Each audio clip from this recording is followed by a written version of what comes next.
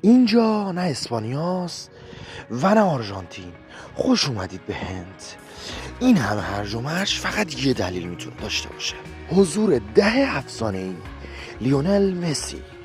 اون با اومدنش به جز هوادارا و طرفدارای فوتبال، هنرمندای هند رو هم دور مستطیل سبز جمع کرد.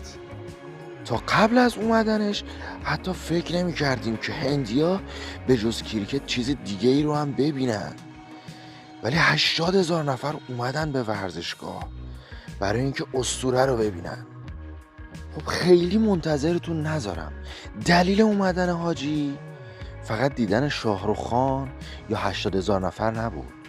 اون اومده بود واسه شاهکاری که هندیا رقم زده بودن، یه مجسمه 21 متری از لیو مسی، هرچند که خیلی شبیهش نبود، جوری که خنده اسطوره رو هم به همراه داشت. خداییش دیگه به غیر معمول بودن هندیا عادت کردیم. اونا حتی اینو تو فوتبال هم ثابت کردن. آخر سرم برگشتن به سبک همیشگیشون، همه چی رو به فنا دادن.